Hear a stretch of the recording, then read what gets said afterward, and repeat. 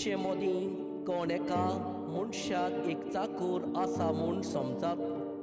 शेत कसून वो मेंढरां चरोवन तो चाकर परत घरा येता तेन्ना चल वेगीं आनी जेवणाक बस अशें ताका दोनी म्हणटलो काय?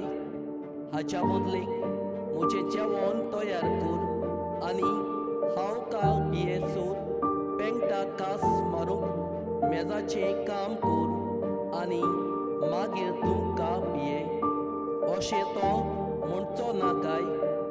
आपणें सांगलेलें काम चाकरान केली देखून दोनयाक चाकराचो